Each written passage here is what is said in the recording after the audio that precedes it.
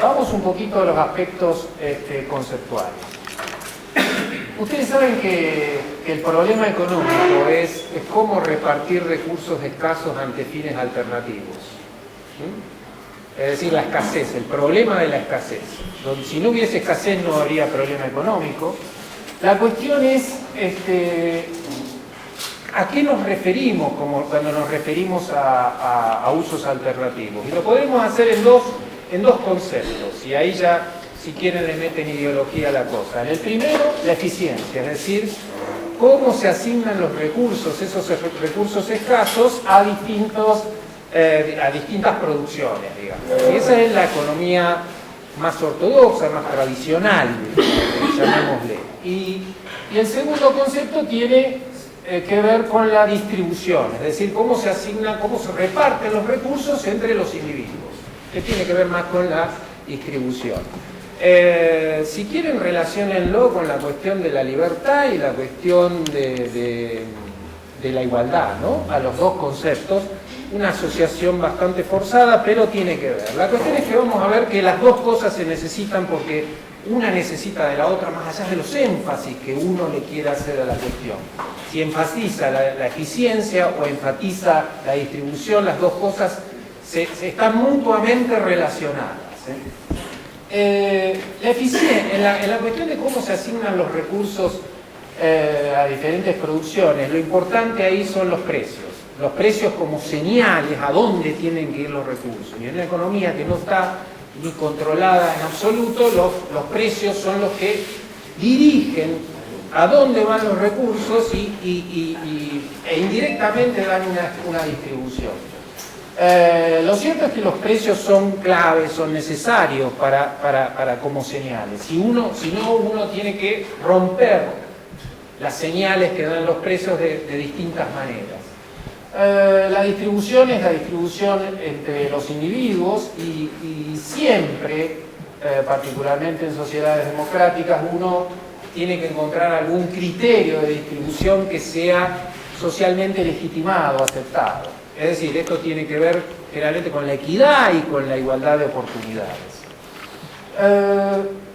¿El inconveniente cuál es? El inconveniente es que una asignación eficiente no necesariamente resulta en una distribución que sea socialmente aceptable, o viceversa. Una distribución de ingresos entre individuos socialmente aceptable puede no ser compatible con la eficiencia productiva. ¿En términos de qué? En términos de no generar crecimiento.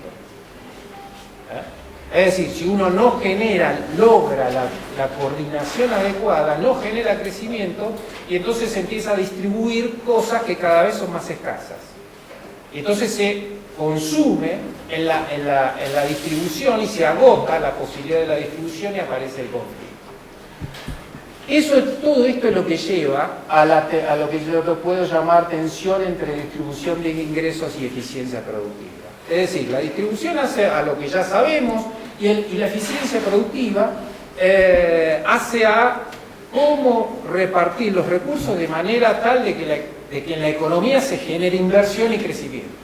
De manera tal que esa distribución pueda sostenerse en el tiempo. Es decir, es un concepto no solo estático, sino dinámico. El concepto de distribución siempre lo relacionamos, a veces más relacionado con en un determinado momento, mientras que el concepto de asignación de recursos a veces requiere un análisis más dinámico para que esa distribución sea sostenible.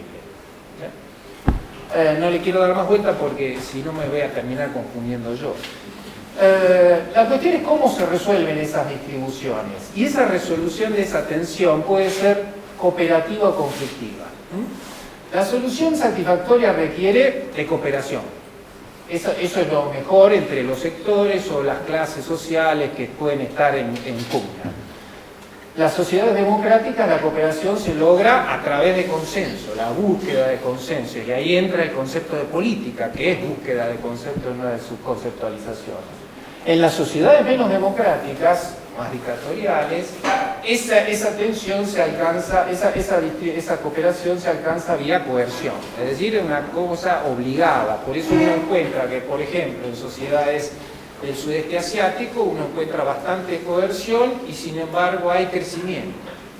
Es una cosa rara para Occidente, al menos, comprender ese tipo de situaciones.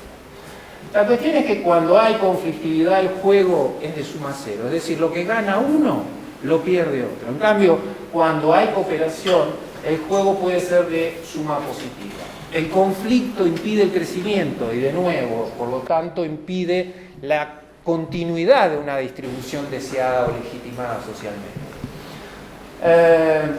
Entra la política entendida como mecanismo con el cual cuentan las sociedades para establecer instituciones y políticas. Las instituciones y las políticas son las formas en que uno encuentra para cambiar una determinada distribución, un status quo,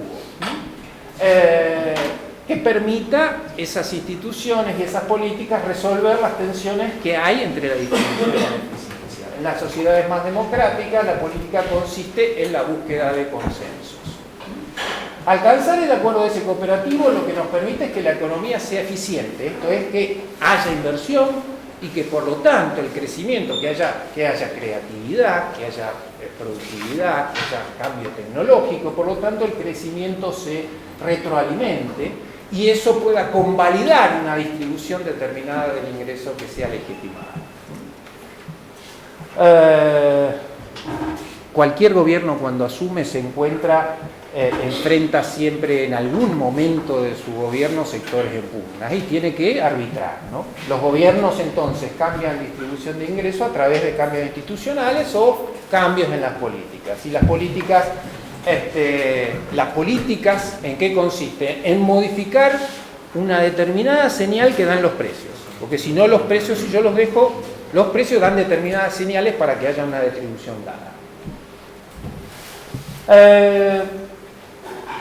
Una forma de distinguir qué es crecimiento y qué es desarrollo es cuando uno logra esta solución cooperativa al juego y a la tensión entre distribución y eficiencia.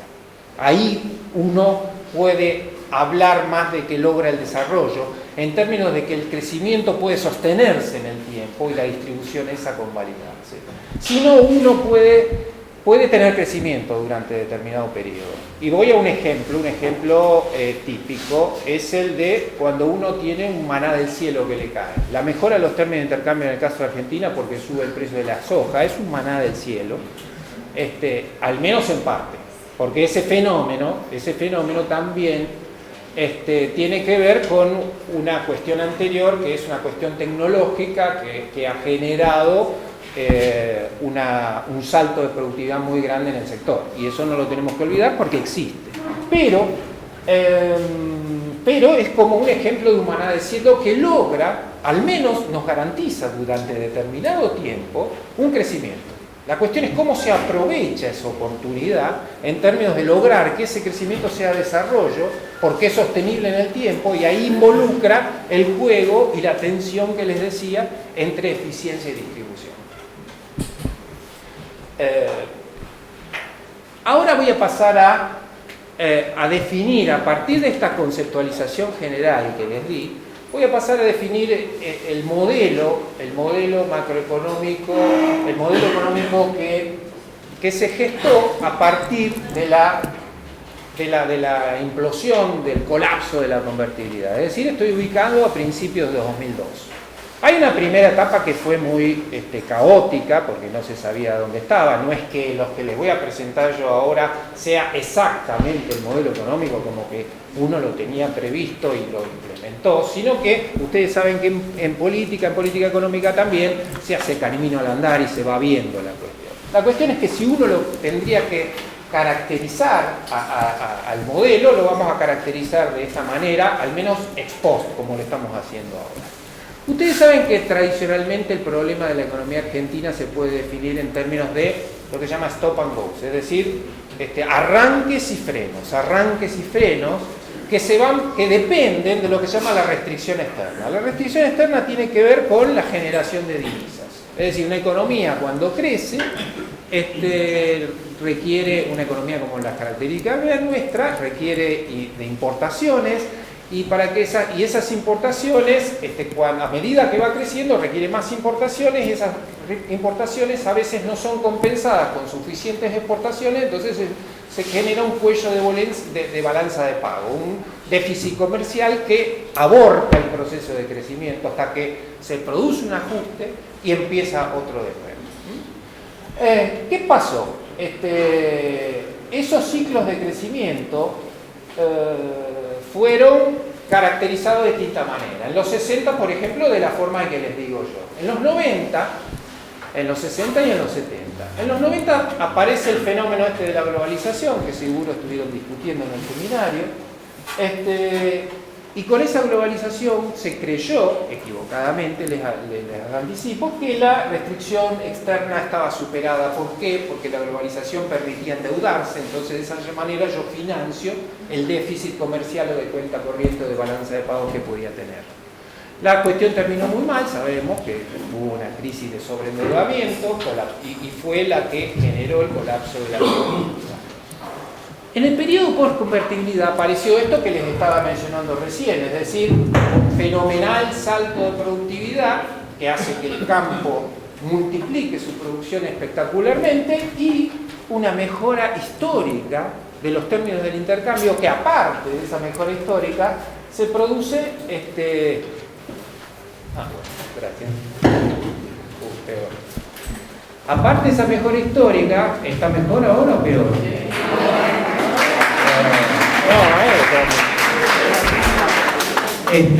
Aparte de esa mejora histórica, tiene características particulares, y creo que lo voy a ver después, no importa.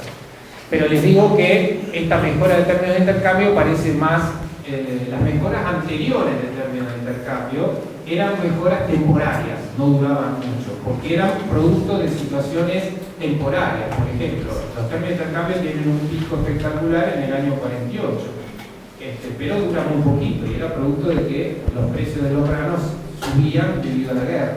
Otro pico fue en el año 73. Los precios, era la crisis del petróleo que provocaba y arrastraba el precio de los productos que exportaba la Argentina. Y el último es este. Ahora, fíjense el que sufrimos, el que disfrutamos en los últimos años. Fíjense que todos los periodos que les estoy mencionando son peronistas. Yo soy peronista. Está confirmado por la evidencia empírica. Si yo tengo que... Voy ahora directamente a la descripción del modelo. En el caso del modelo, en términos generales, nosotros tenemos que un modelo tiene objetivos. Objetivos últimos que siempre se definen en función en general de estas tres variables: crecimiento, inflación y distribución de ingresos. A veces se definen objetivos intermedios. ¿Cuáles serían objetivos intermedios? Ustedes saben cómo se mencionó, ahora no se menciona más, pero se acuerdan que hace unos años atrás se enfatizaba la necesidad de tener el superávit geménico, superávit fiscal y superávit externo. Eso sería un objetivo no en sí mismo, sino un objetivo intermedio que va hacia el objetivo último. Y lo que influye sobre esos objetivos intermedios en la escala del objetivo último son los precios relativos. Los precios relativos fundamentales de la economía son dos, básicamente: la tasa de interés y el tipo de cambio real, es decir, la relación entre las monedas. ¿Por qué eso es muy importante? Porque la tasa de interés es un precio relativo intertemporal, es decir, nos sirve para relacionar periodos futuros con el presente. Y los términos y el tipo de cambio real es el precio entre las monedas, que en términos locales nos sirve para qué porción de los recursos de la economía se destinan a determinados bienes, que son los exportables y los competitivos de importaciones, o a otros bienes que son los que no son transables internacionalmente, también los servicios. Es decir, si sube el tipo de cambio real, más recursos se destinan a la producción de bienes exportables o competitivos de importaciones. Si baja, quiere decir que más recursos se van a destinar a la producción de servicios. Por eso, por ejemplo, para una referencia clásica es, en la convertibilidad el tipo de cambio real era muy bajo y por lo tanto había muchos servicios en la economía.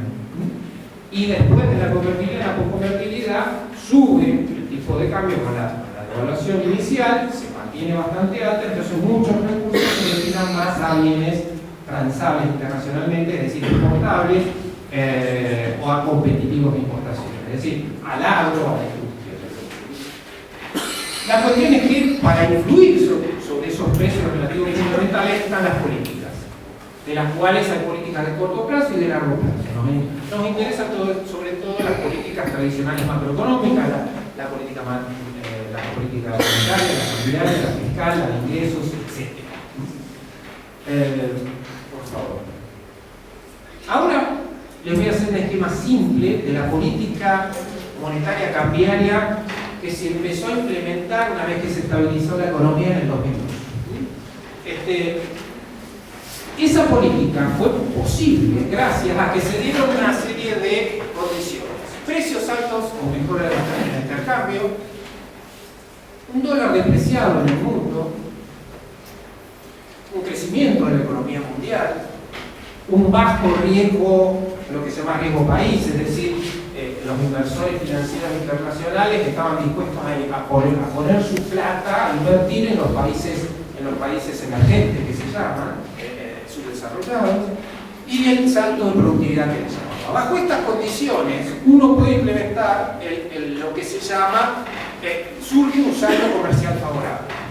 Es decir, porque hay más exportaciones que importaciones, y eso genera un saldo del mercado único y libre de cambio. Es decir, el Banco Central puede ir a comprar esos dólares del superávit comercial, llamémosle para resumirlo.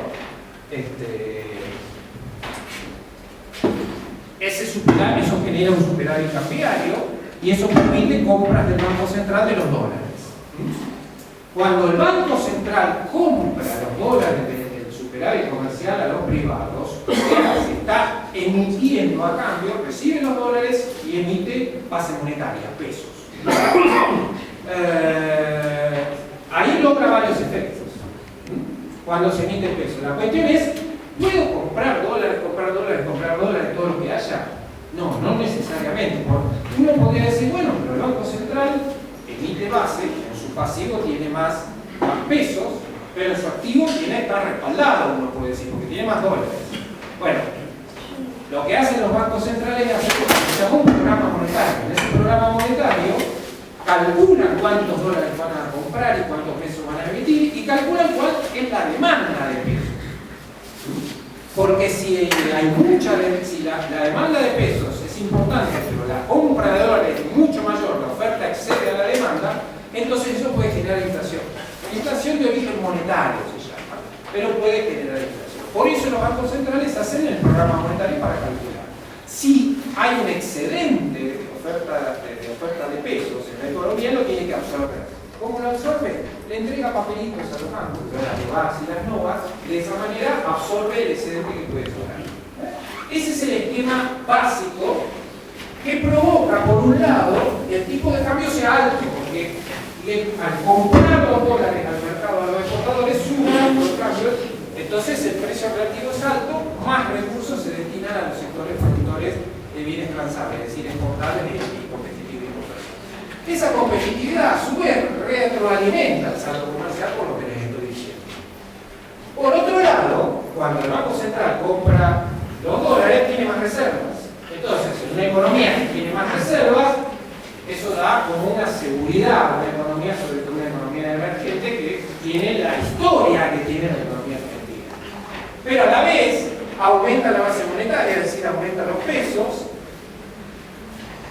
Al aumentar la cantidad de dinero, la contrapartida de eso es que hay mucha liquidez en la economía, bajan las tasas de interés, y al bajar la tasa de interés, todo esto estimula el crédito. Y al estimular el crédito, fíjense que con la mayor seguridad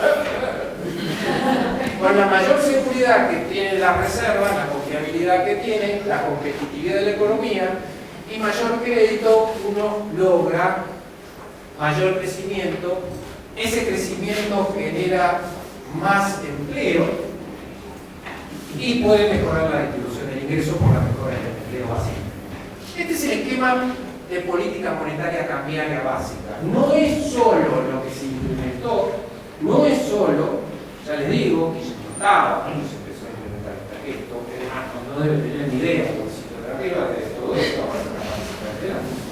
pero esta es la idea que había detrás. Pero no es solo política monetaria y cambiaria, las que conforman el modelo romano, se requiere también la contribución de la política fiscal, porque si no esto puede ser muy expansivo como realmente lo fue. La política fiscal en este tipo de esquemas hace una especie de contrapeso, es decir, para fundar las bases de la sustentabilidad del esquema uno necesita una política fiscal muy sólida, es decir, no zamparse con política demasiado expansiva en términos de gasto, de aumentar el gasto y generar déficit, sino que uno requiere, por eso lo de los superávit gemelos. Los superávit gemelos está generado por esta política, por el lado externo, y por una política fiscal de superávit por el lado fiscal. Ahora sí, acá era lo que les mostraba de los picos de los términos de intercambio. Indudablemente, y el salto de productividad. Esto es la producción de soja, el valor de la soja. En los últimos años acá ustedes pueden ver el salto espectacular de la producción. Y por ejemplo, en el año 29, cuando asume la Rúa, ¿cuánto valía el Congreso Trotero? ¿Por qué es importante la soja y no el conjunto de las exportaciones? Porque la soja se exporta toda. Entonces es divisa para el país automáticamente. No es que yo produzco trigo, la mitad se consume internamente y la mitad lo exporto y están los ROE. No, la soja es pura divisa. Es pura divisa.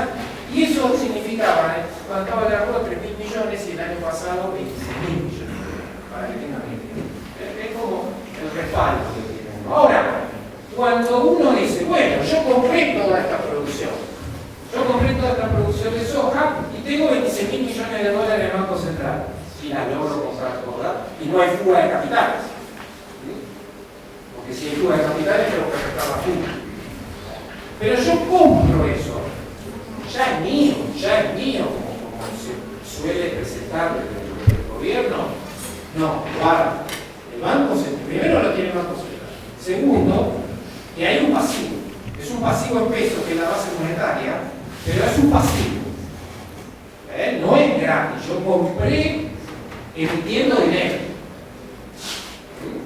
Emití dinero, no es que la compré de nada. No es que no haya ninguna contrapartida. Hay una contrapartida que puede ser la emisión monetaria. En el caso que yo haya comprado mucho, también, para absorber, tengo una parte de emisión monetaria y una parte de emisión de LEVAX.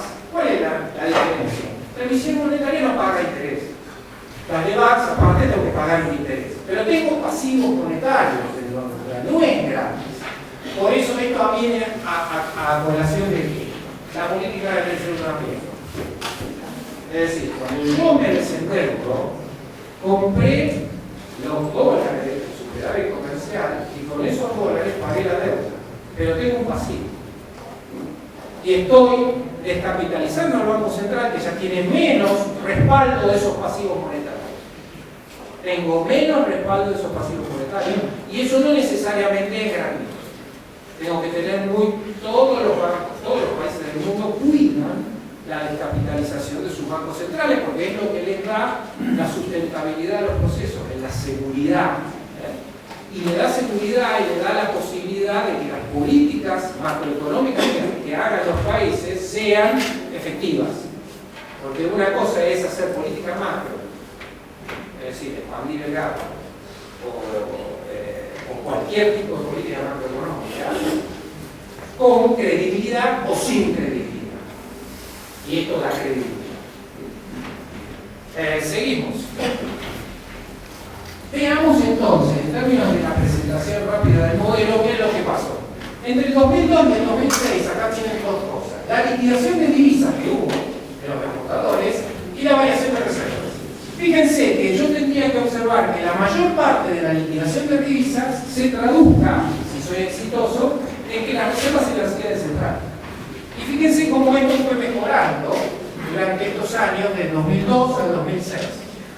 Acá no mejoró, pero en realidad mejoró, porque casi llega hasta acá, porque uno pagó en el 2006, principio del 2006, se le repagaron 9.000 millones de dólares en el fondo y se canceló la deuda por el fondo. Si no, acá habría prácticamente lo mismo. Es decir, toda la liquidación de divisas se la quedó central. ¿Qué quería decir? Que nosotros, cuando se hizo la reestructuración de la deuda, estábamos en una situación casi óptima, en términos de que teníamos, el Banco Central podía comprar, porque había credibilidad, porque había baja reducción de la deuda, las tasas de interés que pagaba la Argentina eran bajísimas, pagamos las mismas tasas. Ustedes habrán visto que Brasil, por ejemplo, ahora se endeuda 10 años y paga 2% de tasa de interés. Nosotros pagaremos 14%, por eso no nos podemos endeudar en el mundo. Es decir, hay países que se están endeudando a tasas bajísimas en esta situación del mundo, de bajísimas tasas de interés. Eso ya les hace plantear si la situación internacional es tan mala. No, la Argentina no es nada, es excepcional. Las tasas de interés son bajísimas y el precio de la soja es altísimo. Son las principales dos variables. Entonces, cuando lean en el diario estamos en la crisis internacional, sí, espectacular, sí, Grecia sí. Argentina no. Argentina está en una situación inédita en su historia. Inédita. Que tendría que aprovechar. Sigamos, por favor. El otro resultado es de la cuenta corriente, superávit de cuenta corriente que efectivamente se dio en este periodo que estamos analizando, que es el periodo de vigencia del modelo presentado. Fíjense que hay superávit de cuenta corriente que decrece o crece, pero se mantiene elevado. El superávit externo, famoso. También desde el punto de vista fiscal, hay empezar con déficit en 2002, pero tenés superávit fiscal altísimo, altísimo, nunca visto en la historia del país prácticamente, el superávit fiscal. Es el resultado financiero, es decir, después de pagar intereses tenés plata. Después de pagar intereses, no el primario que a veces se olvida de los intereses. Durante todo este periodo fue elevado el superávit fiscal. Y en términos de las variables de fondo que nos interesan, se generaba crecimiento con relativamente baja inflación. Es decir, la inflación era la oscura, y la azul es el crecimiento. Es decir, un crecimiento elevado, muy elevado, del 9%. Este era verdaderamente el crecimiento del 9%, en parte de la recuperación de la caída, pero con muy baja inflación. Y ese crecimiento no era generado por el efecto riqueza que les decía yo del maná del cielo. Esto es una estimación que les hago yo, del 9% promedio de crecimiento anual, solamente un 10% era generado era explicado por la mejora de los términos de intercambio, digamos. Es decir, cuando ustedes dicen, bueno, el famoso viento de cola que me genera crecimiento, uno puede estimar que era muy bajo en esta primera etapa, el explicado por la mejora de términos de intercambio, porque los precios de los granos recién empezaban a subir, pero no eran los niveles que tenemos ahora. Y después tenemos la variable que nos interesa, que es la gran diferencia que se produjo respecto de los 90, que es la generación de empleo. Durante este periodo, hasta el 2006, fíjense que los puestos de trabajo del sector urbano crecieron casi 3.400.000. Es decir, casi 3 millones y medio. Después van a ver cómo se achata esto. Y eso que son las cifras oficiales del INDEC que están exageradas. Pero fíjense cómo hay etapas, ¿no? Etapas totalmente distintas. Solamente en el primer año esto da 1.300.000 cuando asume Kirchner. En el relato oficial acuérdense que dicen los 5 millones. Los 5 millones todo esto. 1.300.000 se generaron el primer año cuando él no estaba. La influencia de Kirchner en la política económica fue casi nula hasta acá. No. Sigamos. Y el tipo de cambio real, que era la variable que nos dice la competitividad, pega un salto, esto es los 90, pega un salto acá y se mantiene elevada. Y eso permite que haya muchas ganancias de las empresas y permite también esas ganancias lo de resolver el conflicto, que era muy difícil, acuérdense, vegetar en ese momento para resolver el conflicto después de un sacudón social de la magnitud del colapso de la convertibilidad. Es decir, de alguna manera satisfactoria, ex post decimos que al menos durante ese periodo, no era un periodo que fue más allá de los bancos de propio del 2002, pero del 2003 en adelante, se fue resolviendo esa tensión entre la distribución y la eficiencia de manera tal de que uno llega al 2005 y 2006 y se encuentra con un panorama totalmente distinto que nadie esperaba tener en el 2002, donde asumir un cargo público era correr el riesgo de que te cuelguen la desarrollo. ¿Y por qué? Lo creo. Esto pasémoslo porque si no... la gran diferencia del modelo fue el salto en el ahorro.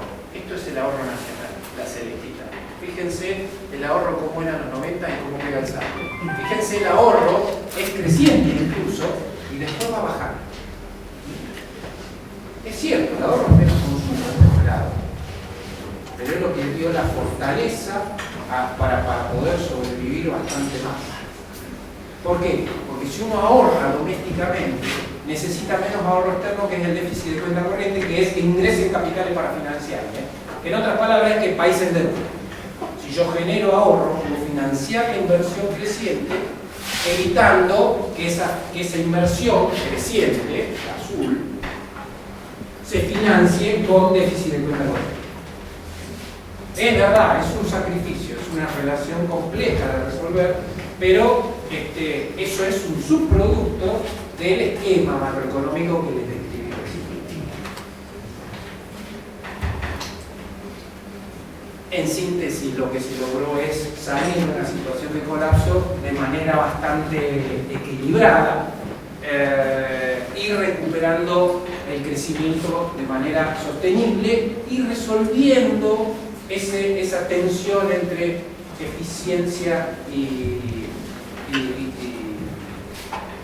distribución de manera, digamos, bastante aceptable, porque empezaron a mejorar sostenidamente los indicadores sociales, que eran muy desastrosos. ¿Qué pasa? Ahí hay un cambio, que es un cambio político clave, que da lugar a una mutación de ese modelo político. ¿Qué pasó? Elecciones parlamentarias de octubre del 2005. Ahí se acuerdan que Cristina le gana a Chicha, en provincia de Buenos Aires. Eso fue el clic político que llevó después al clic económico. ¿Por qué? Porque en ese momento, las propias palabras de Néstor, él recupera su orgullo en términos de pasar del 22% al 44% de los votos, gracias a eso. Y entonces él aparece el verdadero, el que creía que sabía de economía, el que creía que podía dirigir todo, como lo hizo verdaderamente durante un buen tiempo. Economía no sabía. Entonces empiezan, de la mano de esos cambios políticos, aparecen cambios económicos. ¿En qué contexto se realizan esos cambios económicos? Producto de los cambios políticos a la vez. En un contexto que tenía cosas a favor y cosas en contra. ¿En contra qué había? Primero, el crecimiento había sido tan espectacular que lo que se llama la capacidad ociosa, básicamente de la industria, se había empezado a agotar. Por más que había inversión, crecer 5 años consecutivos al 9% era muy fuerte, 4 o 5 años. Estoy haciendo una especie de transición en 2006, incluyéndolo como la primera, a partir de ese hito político. Entonces se agota esa capacidad ociosa y se requería ya rectificar, no se podía hacer el mismo tipo de política expansiva, digamos, porque iba a haber inflación, que era lo que uno reportaba en ese momento, si iba a aparecer inflación, y efectivamente apareció, como un problema. ¿A favor qué era? Que los precios de los commodities, de los granos, de la soja, que venían mejorando, pegan otro salto espectacular a partir de ese momento. Y eso es un efecto riqueza impresionante, esa suba de los granos. que lleva a los términos de intercambio en el momento más elevado de la historia del país. Conviviendo esa situación con tasas de interés muy bajas internacionales. Entonces es el combo ideal que permaneció y que permanece en la Argentina actualmente. Las demás cosas, como les decía antes, lo de Grecia, lo de Irlanda, lo de España, lo de Italia, nos tocan muy marginalmente, y salvo que el conflicto llegue a toda la eurozona, un abandono del euro por parte de esos países, existe el riesgo, con lo cual la economía internacional sí se vería muy afectada, y en esa situación sí uno podría decir que la situación internacional nos afecta. Pero les repito, las dos variables fundamentales son la tasa de interés que pagan los países emergentes, la cual nosotros no tenemos crédito y no podemos aprovechar, pero sería una variable fundamental, y la otra el precio de los commodities que hacen a nuestros términos de intercambio, que significa ser más ricos. Es decir, cuando suben los términos de intercambio quiere decir que mejora el precio de lo que nosotros vendemos y baja el precio de lo que compramos. Eso es igual a más rico. La cuestión es cómo aprovechamos esa mayor riqueza. Entonces aparece lo que uno puede llamar el modelo populista, que tiene estas características. Esta es la caracterización inicial de lo que sería. Esto es tomado de bibliografía en términos económicos, porque populista en términos políticos tiene distintas acepciones, algunas que son favorables, otras desfavorables. Esto es estrictamente en términos económicos la teoría. Es decir, las condiciones iniciales del modelo deben ser una subutilización de recursos, es decir, capacidad ociosa, y deficiencias que se llaman de demanda agregada, es decir, porque hubo muchos ajustes en la economía o porque hay una desigualdad en la distribución del ingreso. ¿Qué pasa? Las políticas que coinciden con las que se adoptaron, estas son las teóricas, son política fiscal ultra expansiva, es decir, aumento de los gastos dirigidos a sectores de menor recursos con mayor protección, supuestamente, en teoría. Políticas de ingreso, aumento de salarios reales, políticas, acuerdos de precios, controles de márgenes de ganancia, política monetaria acomodatiza, que quiere decir expandir para lograr bajas tasas de interés, política de tipo de cambio fijo o fuertemente intervenido. Fíjense que en la primera etapa, de la cual hablamos, uno podría ir a comprar dólares lo que quisiera, hablando del famoso discusión del cepo cambiario. Nosotros estamos en los peores momentos de nuestra historia, como era el 2002 o el 2003, y uno podía libremente ir a comprar dólares. No se necesitaba hacer las cosas que se hacen ahora. Pero cambió, y el tipo de cambio era bastante libre. Se trataba de intervenir para que no suba demasiado y la gente se asuste, sobre todo al principio del 2002, pero después que se estabilizó el mercado cambiario en septiembre de 2002, el tipo de cambio prácticamente fluctuaba. Al revés, según uno se preocupaba en el 2003, la gran discusión de los economistas era si no dejábamos caer, que los economistas más ortodoxos querían que caiga más el tipo de cambio, y desde el Ministerio de Economía se trataba de que no caiga demasiado, porque es un precio de un activo financiero, y los activos financieros son muy volátiles, por lo tanto uno no puede dejar que vayan tanto. Por eso se llama flotación arbitrada, pero porque uno trata de evitar la volatilidad extrema. Pero uno quería que el tipo de cambio se mantenga relativamente competitivo para garantizar los pilares del modelo, pero no fijo, como se dice acá. El modelo populista necesita una cuasi fijación del tipo de cambio, porque si no es la única ancla que tiene.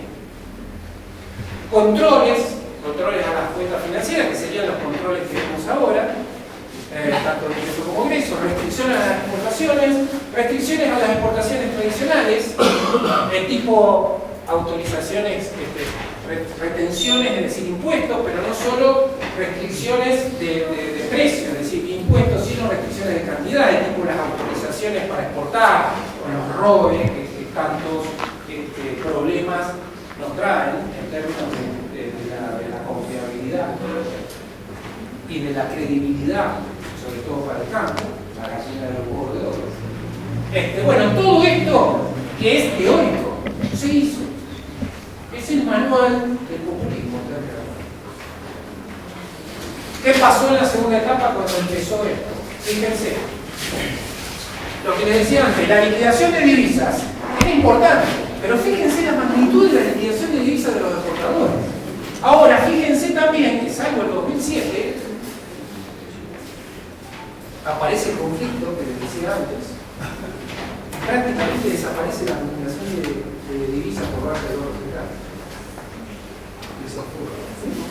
La fuga. Es decir, ¿por qué esta diferencia?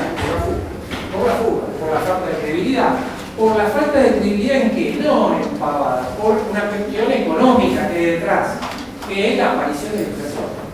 La inflación no solo provoca lo que ustedes ya saben, que es que perjudica más a los sectores de ingresos fijos, a los sectores que no están sindicalizados, porque seguramente encontraron más de un kirchnerista que le diga, bueno, ¿la inflación qué problema hay con la inflación si a mí me sube los sueldos tanto como la inflación o más? Entonces yo gano en términos reales. Esa es la excusa que le dan siempre. Bueno, la inflación tiene, les diría, infinitos problemas que les voy a traducir, más allá de que eso puede ser cierto para los sectores formalizados, sindicalizados, fuertemente sindicalizados, que son una parte de la economía, pero que no son la otra economía.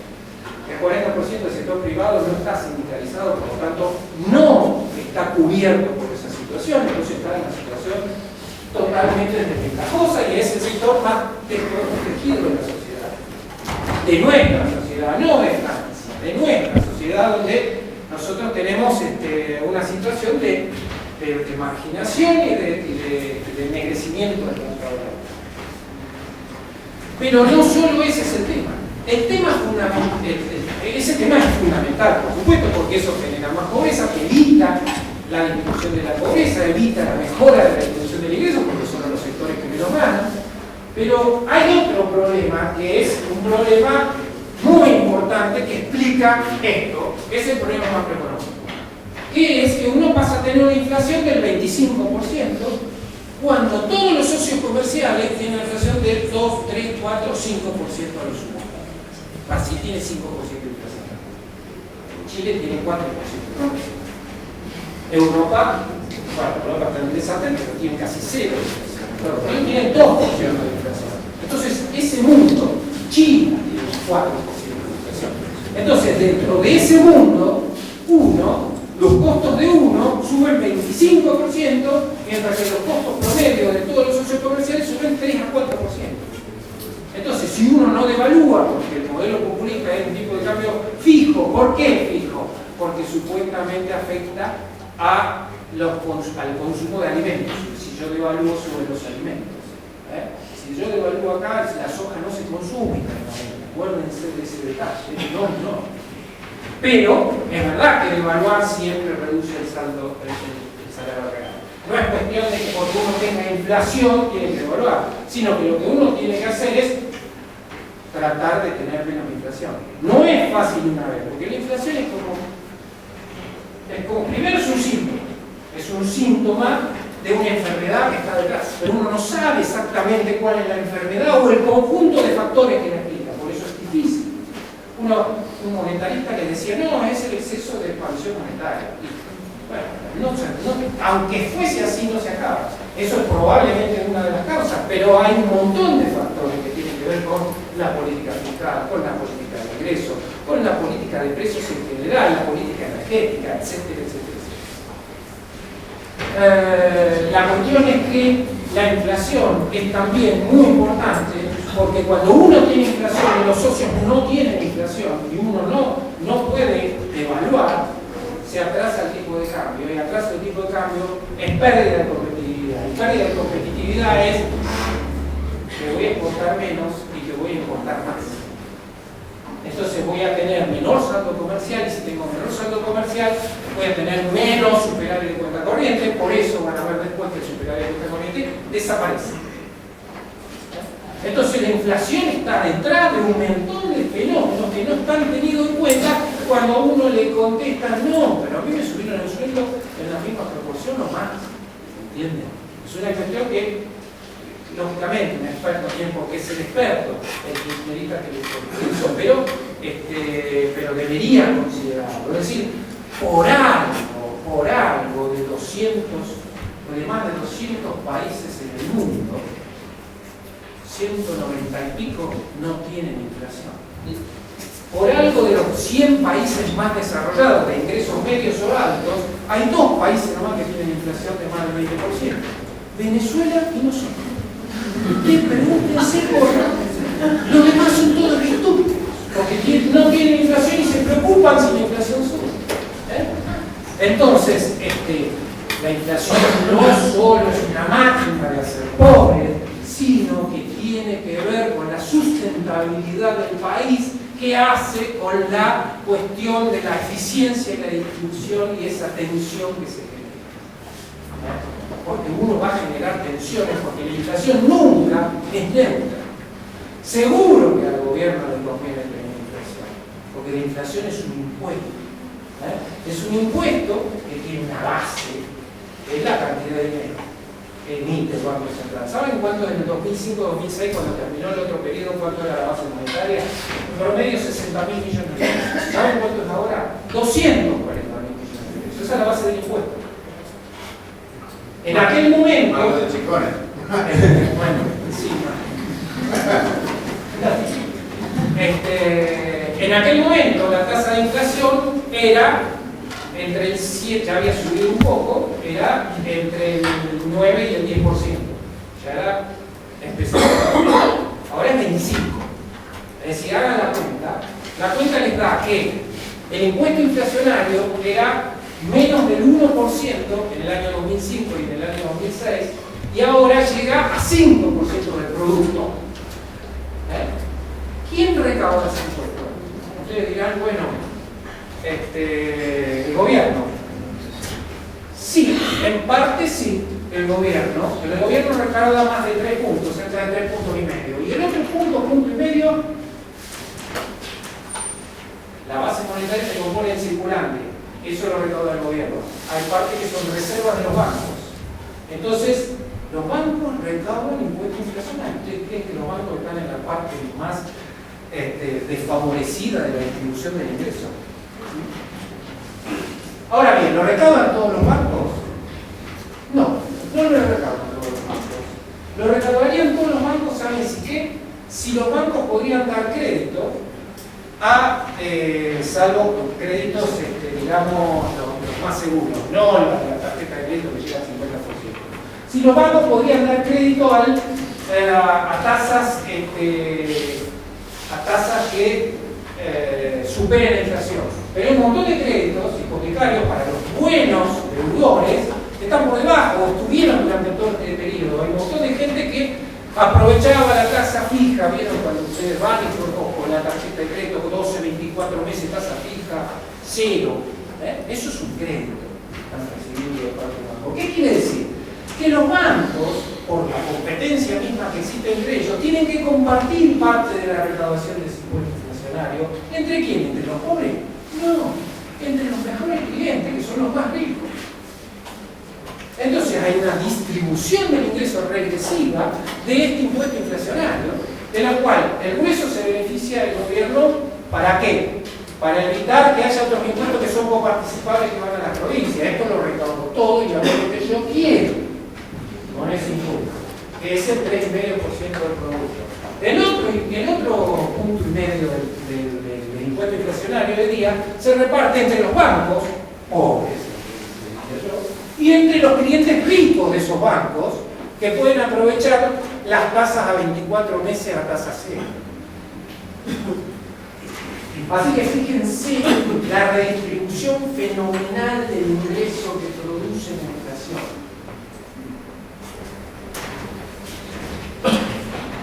Cuenta corriente, como les dije, desapareció el superávit externo de la cuenta corriente. 0. Producto de todo esto que les puedo explicar recién, que es producto del resultado del modelo. Era uno de los pilares del modelo. Pero no solo eso, desapareció el otro pilar, que era el superávit que había, que era altísimo, era el más alto de la historia del país. Déficit. Y no está en 2012 porque es peor todavía. Por eso tiene que aparecer el pico inflacionario para cubrir.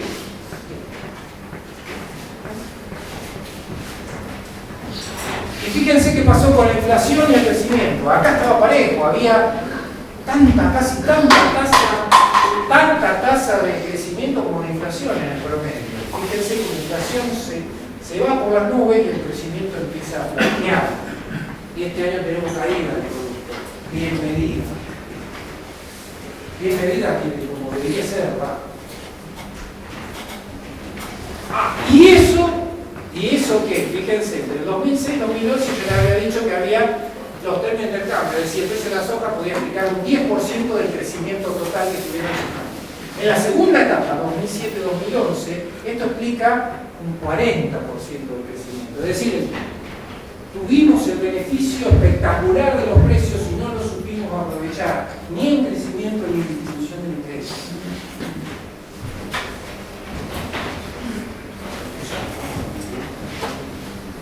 ¿Qué pasó con el empleo? ¿Por qué yo me hago énfasis en el empleo y no en el desempleo o en otras variables? Porque en las economías, porque el empleo es la variable que no nos oculta nada. El desempleo depende de cuánta gente estuvo buscando trabajo. En cambio, el empleo es el empleo. Como les decía, fíjense esto, de los 5 millones, casi 5 millones, de 2002 al 2012, 3 millones y medio en la primera etapa. Solamente 1,5 millones en todos estos años. Pero ¿qué es lo peor todavía? Casi el 90% de esto, 95% era sector privado. Ahora el sector privado es el 60%. El 40% de este crecimiento es sector público. No es lo mismo. No es. Les repito, esto es la EPH. Es la EPH. ¿Qué es la EPH? Dudosísima información si la sacan. ¿Qué pasó? En términos de gasto público, ¿qué es? La redistribución del ingreso, ¿cómo se puede hacer? La que más escucharon ustedes siempre es: modifiquemos el sistema impositivo. Modifiquemos el sistema impositivo. No es que les voy a decir que eso no sea cierto, pero un sistema tributario tienes como primer requisito impuestos que se recaudan. Si yo trato de poner los impuestos que son más progresivos, a veces no son los que se recaudan y no puedo financiar el gasto. Entonces, la cuestión del sistema impositivo es importante. Por supuesto que prefiero un sistema progresivo que tenga más ganancias y menos IVA. Eso es descartado. Pero la verdadera redistribución del ingreso, y ustedes acá en Rosario, en esta ciudad, en esta provincia, lo saben, es la forma en que se gasta. Por eso uno viene a esta ciudad y lleva a los chicos al tríptico, cosa que no puede hacerlo en ninguna ciudad del país, porque no existe. Y eso es forma en que se gasta. Por eso uno puede, si se lastima, ir a un hospital y va a tener el mejor tratamiento que no va a encontrar en otras ciudades. Y esa es la forma en que se gasta. Entonces, el énfasis de la redistribución del ingreso está en la confección del presupuesto y en la estructura. Entonces, fíjense qué pasó en el gasto público. Creció 11 puntos del producto desde los últimos 5 años. ¿Qué hubo? En esos 11 puntos, ¿cómo se divide? Fíjense, una gran redistribución regresiva o poco progresiva del impuesto a través de ¿qué? Subsidios a empresas. A mí me subsidian. Ahí está Hermes, que yo hace unos cuantos años le mostré una boleta de cuánto me subsidiaban el Capital Federal la electricidad, el gas y la electricidad. Todavía me siguen subsidiando. Yo pago 380 pesos, tendría que pagar, y 310 subsidios, 70 pesos pago yo. Estoy bien, no estoy mal. 310 pesos. Eso significa casi 4 puntos del producto del aumento del gasto público, de los 11 puntos. Eso es otra es la política de obra pública en términos generales, que es la forma en que se redistribuye el ingreso a las provincias, porque no es que no solo hay menos coparticipación. se les dé menos a las provincias, se les da más o menos lo mismo que antes. Lo que pasa es que se le da de manera discrecional al que se porta bien, entre comillas, al que se porta bien. Es decir, la redistribución discrecional del gasto público vía obra pública, básicamente entre provincias y municipios afines y con criterios políticos poco claros, no transparentes, discrecionales en absoluto, representa otros casi 3 puntos del producto. Es decir, ya tenemos casi 7 puntos. Y jubilaciones sin aportes. Algunos de ustedes tienen, seguramente, en el caso, está bien que no sea jubilado, que las amas de casa estén jubiladas. Pero eso no es progresivo. No es progresivo. En muchos casos. El grueso de los que entraron en esa jubilación era porque tenían un abogado que podían pagarle para que los metan la jubilación, los 2.200.000 jubilados. Después la tuvieron que ampliar un poco para que entre un poco de gente que no era, que no tenía recursos para conseguirse un abogado que le consiga el trámite de la jubilación. Y una pequeña parte de distribución del ingreso progresiva a través de la asignación universal político. ¿Saben cuánto explica de los 11 puntos medios?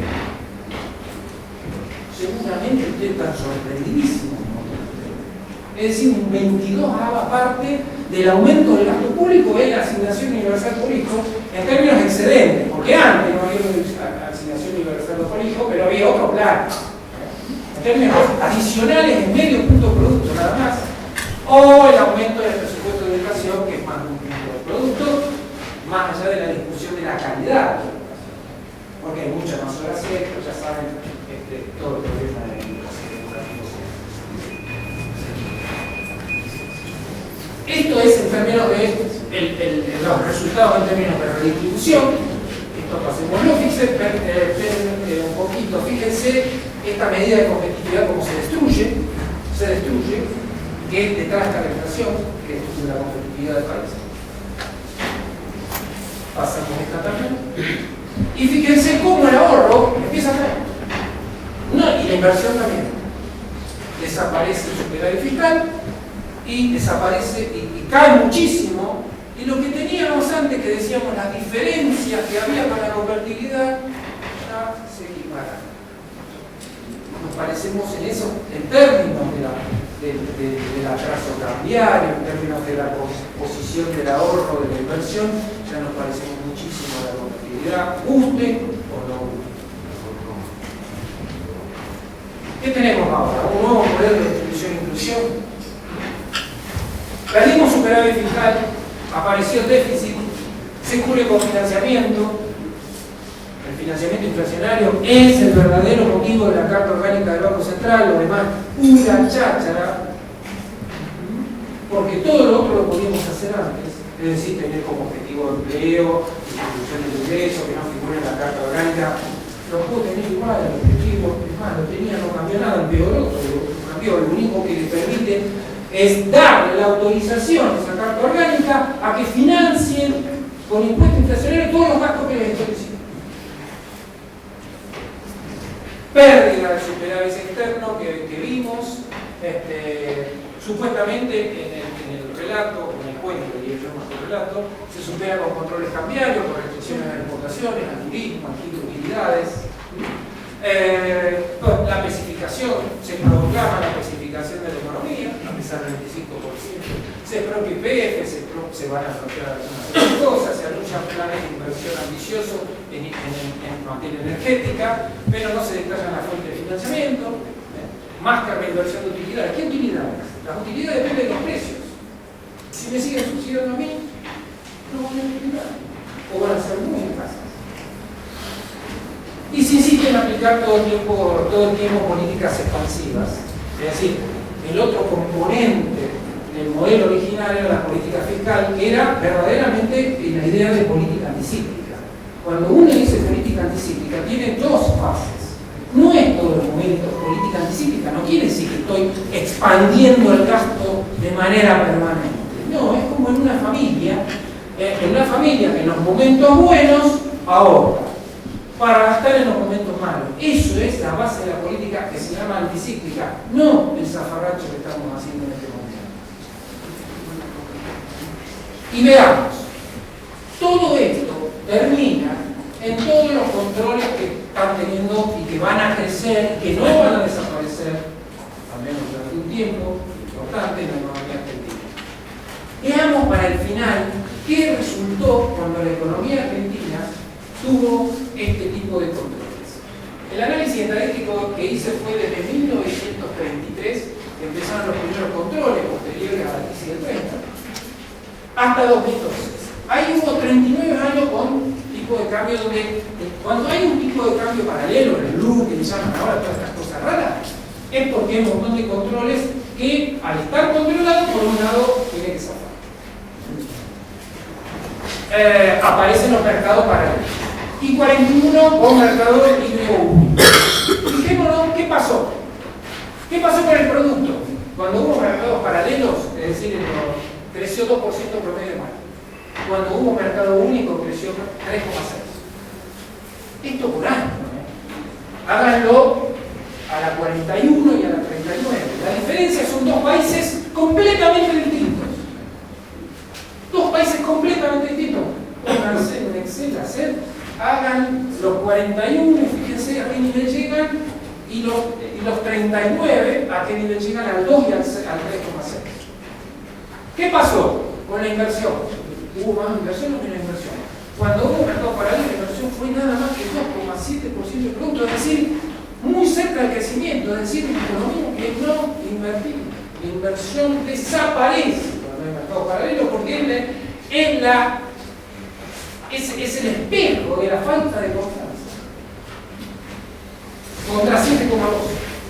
¿Qué pasó con el consumo?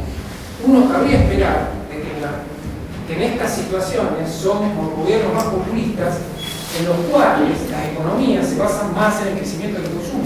Fíjense que no, encontramos que el consumo crece un punto menos. ¿Por qué? Porque no es sostenible ese crecimiento del consumo inicial. Y si uno dura varios años, es porque hay un montón de factores extras que nos ayudaron, como ser los precios de intercambio, las intereses, etc. Y bueno, la inflación, acá tienen la prueba de que la Argentina tiene una historia inflacionaria porque las dos magnitudes son exorbitantes, pero mucho peor cuando hubo mercados paralelos o controles en general.